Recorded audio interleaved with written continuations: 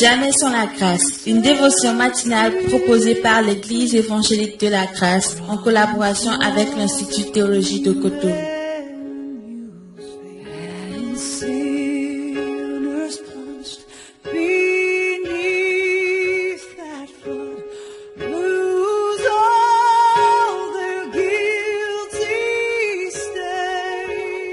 Chers amis auditeurs, bienvenue encore une fois dans votre émission Jamais sans la grâce, à laquelle j'ai le privilège de participer et de pouvoir justement passer quelques minutes avec vous et vous encourager. Que Dieu me bénisse, que Dieu me parle, que Dieu m'aide à vous communiquer son cœur. C'est la chose la plus importante.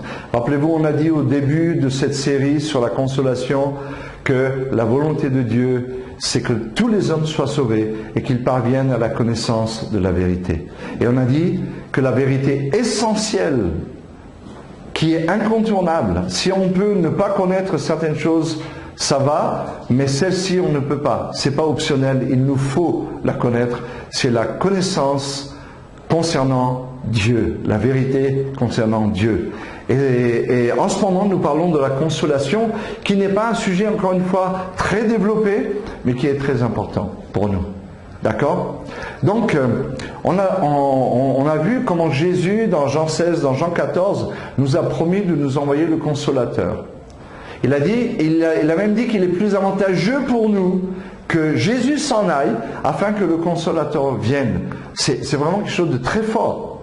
Ça veut dire que Jésus est venu, il a accompli sa mission qui était en premier lieu de mourir à la croix et d'amener le salut pour les hommes, mais il savait ensuite que pour notre vie pratique, ce qu'il nous fallait, ce n'était pas un autre sauveur, mais c'était un autre consolateur.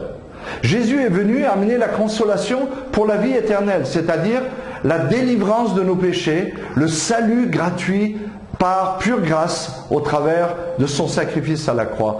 Mais il savait que pour notre marche de tous les jours, nous avions besoin d'un accompagnateur. Et cet accompagnateur aurait pour rôle principal de nous consoler. Et c'est vraiment, vraiment extraordinaire et tellement gracieux de la part de Dieu.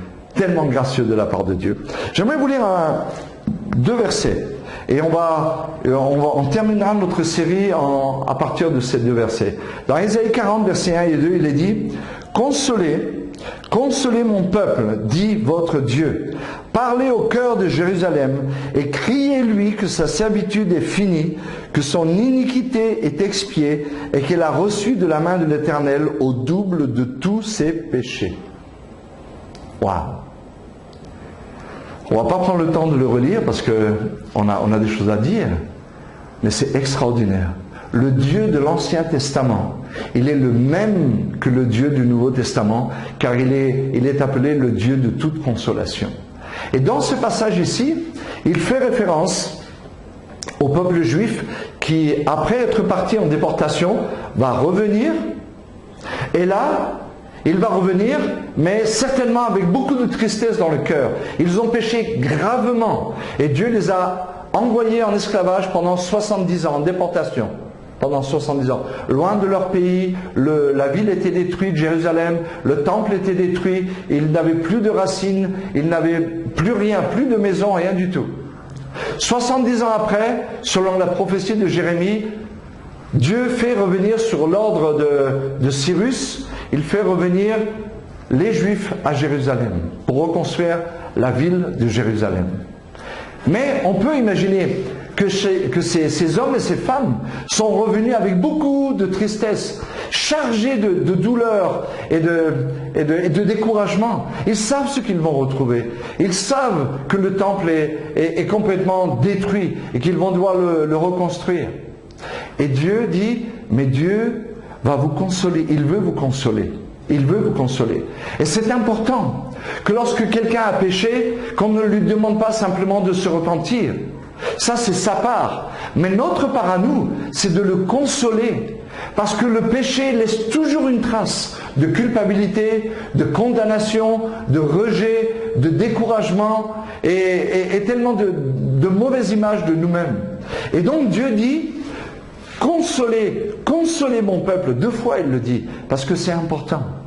Et donc, il y a 3 choses que Dieu va dire ici. La première est celle-ci. Il dit, dites-lui que sa servitude est finie. C'est fini. Ça veut dire que, ok, tu as péché, Dieu t'a repris, mais maintenant ta servitude est finie. Tu reviens à moi tel que tu étais et je te reprends tel que tu es parti, comme mon enfant bien-aimé. Et c'est très important que nous puissions utiliser cela pour parler aux frères qui sont découragés et qui ont échoué.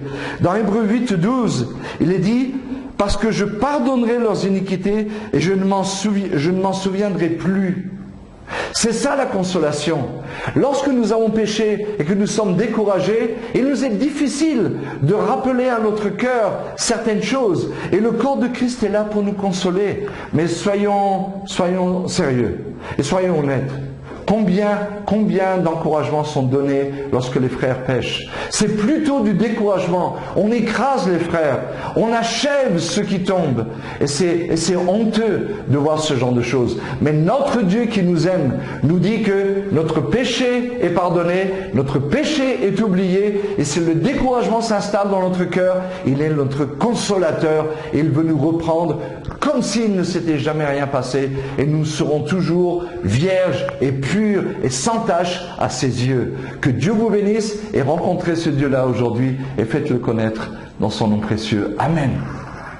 C'est tout le temps que nous avons. Si vous avez aimé cette dévotion, parlez-en à vos amis. Parlez-leur du message de la grâce et de ce qu'il fait dans vos vies. Pour un sujet de prière, une question ou plus d'informations, contactez-nous. Téléphone 64 88 35 87 ou 96 42 69 05 ou par WhatsApp au 94 75 80 20.